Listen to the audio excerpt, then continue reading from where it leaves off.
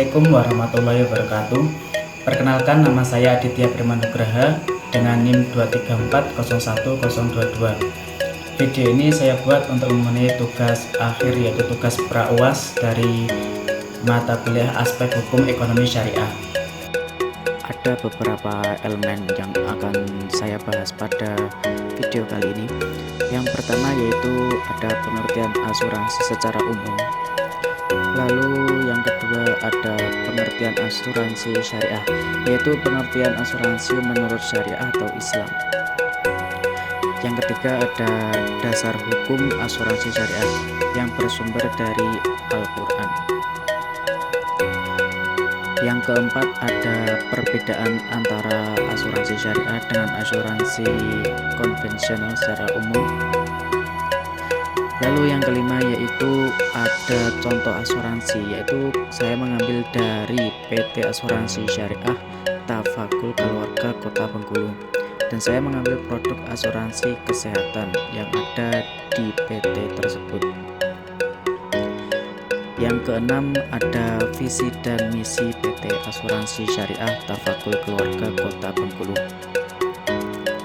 Lalu yang ketujuh ada cara untuk mengklaim asuransi, yaitu cara untuk mengklaim atau mengajukan asuransi kesehatan di PT Asuransi Syariah Tafakul Keluarga Kota Bengkulu. Yang terakhir ada referensi, yaitu dari mana saja saya mengambil sekilas info pada video kali ini. Langsung saja ke pembahasan yang pertama, yakni mengenai pengertian asuransi secara umum. Dikutip dari website resmi Otoritas Jasa Keuangan atau OJK, asuransi merupakan sebuah perjanjian yang terjadi antara penyedia jasa layanan asuransi, yaitu sebagai pihak penanggung, dan masyarakat sebagai pihak tertanggung atau pihak pemegang polis, di mana di dalam kesepakatan tersebut pihak tertanggung harus membayarkan sejumlah iuran kepada pihak penanggung untuk mendapatkan ganti rugi atas risiko finansial yang bisa terjadi secara tak terduga di kemudian hari. Dalam hal ini, pihak penanggung merupakan perusahaan asuransi dan pihak tertanggung adalah nasabah asuransi. Untuk hak dan kewajiban penyedia layanan asuransi dengan pemegang polis sudah diatur sedemikian rupa sehingga bisa mendapatkan perlindungan yang sesuai kesepakatan. Meski begitu, hak pemegang polis baru akan diberikan ketika pemegang polis sudah melakukan kewajibannya, yaitu membayarkan premi pada pihak penanggung atau perusahaan asuransi. Selanjutnya, pengertian dari asuransi syariah. Menurut Dewan Syariah Nasional atau DSN, asuransi syariah adalah sebuah usaha untuk saling melindungi dan saling tolong-menolong di antara sejumlah orang, di mana hal ini dilakukan melalui investasi dalam bentuk aset tabaruk dan memberikan pola pengembalian untuk menghadapi resiko tertentu melalui akad perikatan yang sesuai dengan syariah. Selanjutnya yakni ada dasar hukum asuransi syariah, yaitu dalam Quran surat Al-Maidah ayat 2 yang berbunyi Bismillahirrahmanirrahim wa ta'awanu 'alal birri wattaqwa wa la ta'awanu 'alal ismi wal 'udwan wattaqullaha innallaha syadidul 'iqab, yang artinya dan tolong menolonglah kamu dalam mengerjakan kebajikan dan takwa, dan jangan tolong menolong dalam berbuat dosa dan permusuhan. Bertakwalah kepada Allah, sungguh Allah sangat berat siksaannya. Selanjutnya yaitu ada perbedaan antara asuransi syariah dengan asuransi konvensional. Perbedaan paling utama antara asuransi syariah dan asuransi konvensional atau non-syariah adalah konsep pengelolaannya. Proteksi syariah memiliki konsep pengelolaan sharing risk, sedangkan asuransi konvensional atau non-syariah adalah transfer risk, Konsep pengelolaan sharing risk adalah suatu strategi dalam manajemen risiko di mana suatu risiko dibagi sama rata oleh kedua belah pihak. Gunanya untuk mengurangi dampak yang mungkin ditanggung oleh salah satu pihak. Lalu transfer risk adalah pengalihan risiko yang diterima oleh salah satu pihak dan diberikan kepada pihak penerima risiko dengan catatan ada imbalan tertentu yang diberikan kepada pihak penerima risiko.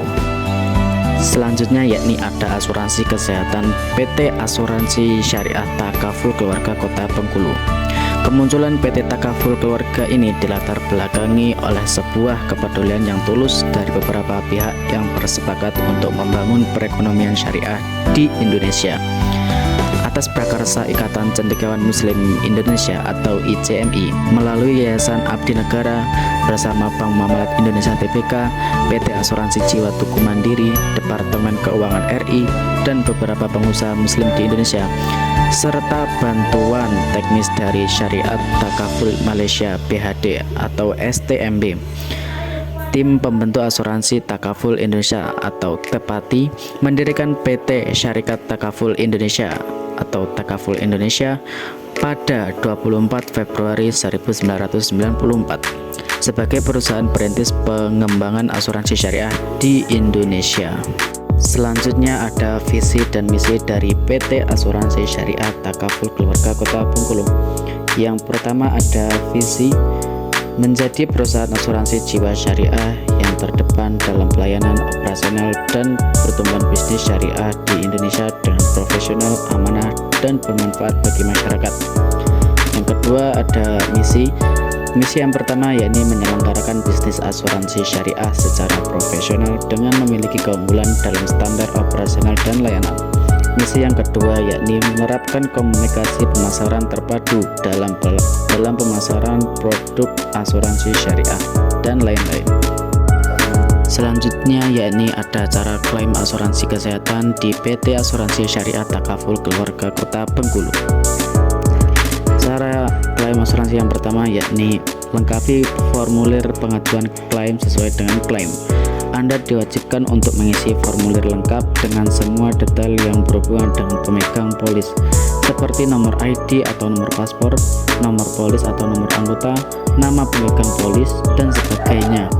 Lalu yang kedua yakni sertakan dokumen asli, rekam medis, dan tagihan.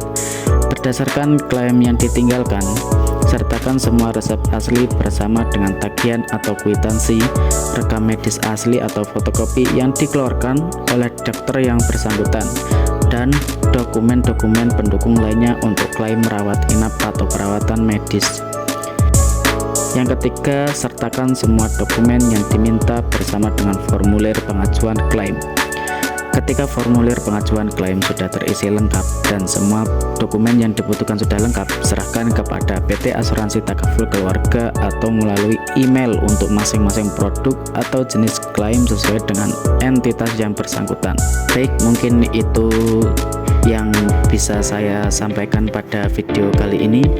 Untuk lebih lanjutnya bisa ke link-link yang sudah saya cantumkan untuk mempelajari lebih lanjut. Sekian dari saya. Wassalamualaikum warahmatullahi wabarakatuh.